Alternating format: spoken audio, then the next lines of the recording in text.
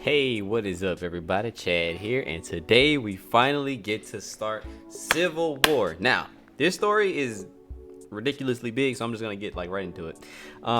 First, we start off with in Stamford, Connecticut.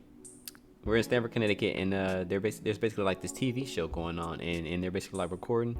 It's this guy Speedball and Namorita, all these bunch of different like young heroes, and like they're basically like doing this TV show to like try to like make a name for themselves. Sort of like talking back to their to the one of their managers, and he's just like, all right, these people that you're looking at, they are no joke. And Speedball, he's just like, oh, we got to do this though, man. These are some top-notch villains, man. Like we gotta go do this, man. And they're basically he knows that they're like way out of their league here, because like one of these guys they talk about is like was strong enough to like almost take out the Hulk, and the other one like fights against Spider-Man.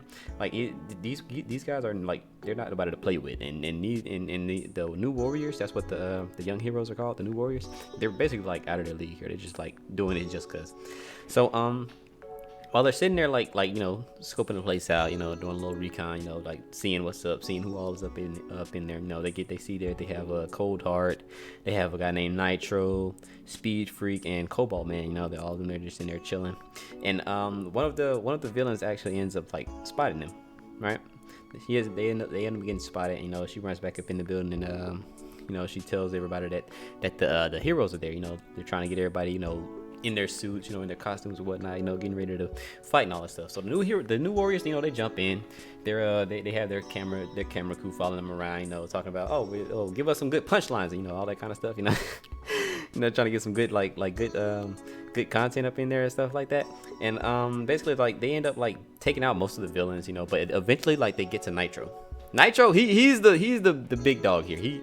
When they take him down, they end up like cornering Nitro, and he's just like, all right, y'all playing with the big boys, see what's up. And he just explodes. He explodes on a ridiculous level. Like he kills a large amount of people. Everyone that's there dies. The only people who didn't die is Speedball and Nitro himself. So that's the end of that section. From there, we actually go to after the aftermath of this with Captain America and Tony Stark. Iron Man, he's talking about Nitro escaped out of town in the back of a truck, all that stuff, talking about how he got away. And Captain America's just like, what does that matter, bro? Like, there's like almost 1,000 people dead over that stupid show, bro. Like, what does Nitro have to do with this at this point, bro? Like, he done his deed and left. Like, that doesn't matter. And he's talking about the New Warriors, basically like talking about how they were out of their league, which it makes a lot of sense, honestly. Like, if you got somebody that can almost take down the Hulk and you're trying to fight him, bro, no, like that's no. But yeah, they end up finding some of the survivors. The X-Men, they're there. They end up finding like some of the survivors and all this stuff. And Wolverine, he like looks up and sees like the Sentinels. He's like, oh, these things are still following us, bro. We're trying to help, and y'all are still following us. And he's just like, oh, we're doing our job, man. It's all right, Wolverine. All that kind of stuff. And then Goliath, he comes and he makes a little remark. He's just like, oh, eventually they're gonna be watching everybody like that. Which it makes sense now. Like, all these heroes are like, they're very dangerous. Like, a lot of the stuff that they do is very dangerous. Like, it's not like directly because of them. It's more like indirectly. It's like they'll do something, they'll like go and try to stop a villain, and the villain's just like, okay, you're not stopping me, bro. And it just like, does something crazy and just like blows up like what Nitro did, that kind of stuff. But eventually we get to like we see these like little clips and stuff of like the way people are like seeing the heroes and stuff now, talking about how like dangerous they are and stuff like that. We have these like pastors, they're preaching and whatnot, talking about the heroes are bad people and all that kind of stuff, like a lot of the indirect danger that comes because of them and that kind of stuff. We see the like Jennifer Walters on TV, the She-Hulk, she's talking about, oh yeah, we got to get these heroes to get trained up, carry badges and that kind of stuff, which isn't a bad idea. I could side with that. Then we actually end up like getting with Tony Stark. He's walking out of the memorial service, and it's like this woman like sees him, and she like walks up to him and just like spits on him. She just like spits on him and says like, oh, this is your fault, all that kind of stuff. And Tony's just like, oh, I didn't have nothing to do with that, man. That was a New Warrior. So what that got to do with me? And she's talking about like, you tell these kids that they can do that kind of stuff. You finance the Avengers. You're basically saying like, whoever, like, as long as you got like a badass attitude and some and powers, you can do anything. You're above the law, that kind of stuff. So she's just like, she's like, letting him have it right now. Like she is not like he's getting no remorse right now, and all that kind of stuff, saying like that the blood of her son is like on his hands and that kind of stuff. But yeah, eventually after that, we actually pick up with like Johnny Storm. You know, he's meeting his girlfriend at this like club. You know, they're going in, and the bouncer actually like lets him in like with priority. You know, like in front of everybody else that was already there. You know, all the people, they start getting mad and stuff, and they're just talking about like, oh, why you let this guy in for everybody? You know, and Johnny Storm, he's just like, all right, next time you save the world from Galactus, you can have my priority pass. You know, that kind of stuff. You know, just messing with him. But then they just start calling him a baby killer, and he's just like, what? And it's like, yeah, next time you kill a bunch of babies, it's like, all right, bro, that got nothing to do with me. You know, that kind of stuff. You know, they're just messing with him. You know, getting him an extremely hard time, because like it really didn't have nothing to do with them. Like honestly. It literally had nothing to do with him. But eventually, like he's like, you know, yelling at these guys or whatever. You know, some dude just like walks up behind him, just like smacks him with the bottle, like a bottle, and you know, knock him out, you know, that kind of stuff. And they end up just like, you know, beating him up and all that kind of stuff. And you know, he has to go to the hospital. You know, he's in a coma or whatever. But eventually, we get to the Baxter building. All right, so we're at the Baxter building, right? This is where everyone is right now. And you know, they're talking about the entire thing, like all this stuff that's happening. You know, they're talking about like should, you know, heroes have to unmask and all that stuff. You know, everybody's talking about it. Doctor Strange, you know, like do we have to unmask? Like, do I have to unmask all that stuff? Like, what's like, you know, do people have to like, you know, do they have to like share their identities, you know? And eventually we get to like Susan Storm. She's talking about, oh, we've never had eventually we get to like Susan Storm. You know, she's talking about, oh, we never had to like hide behind masks. You know, we've been public like since we started, like all that kind of stuff. You know, but like it's somewhat sort of different with them because Susan Storm and her husband are heroes. Like they both can defend themselves ridiculously well. Like they don't have to worry about even their son, like Franklin Richards. Like who's gonna mess with Franklin? Nobody's messing with Franklin Richards. Like he can literally, bro. Their entire family is like super powered, like to the max. Like there is no way in nothing that anybody is gonna be like able to destroy them. Like even if they did like know their like identity and they're just like, oh, okay, let me go after their family members. Who? Nobody's doing that. They'd be crazy to try that, especially with Franklin there. Franklin will just like watch anybody.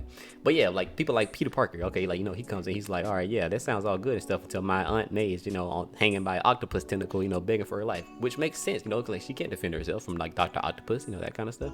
Like that's a good point to make.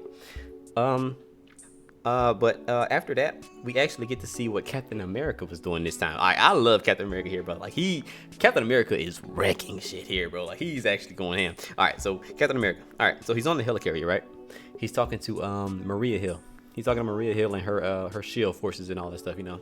So he's like, you know, talking about the Civil War thing, and she's basically like asking him like, okay, who do you think is gonna defect? And Captain America's just like, people probably like the street level people, you know, like you got like Luke Cage, like Iron Fist, you know, Moon Knight, people like that, you know. Just like, no. And she's just like, okay, so nobody that you can't take out, right? And he's like, well, what do you ask me to do?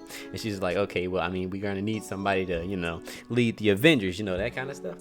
And he's just like, I'm not gonna arrest them if that's what you're asking. Those are heroes. I'm not arresting heroes. And she's like, all right, so do I have to give you the same treatment? Like that kind of stuff.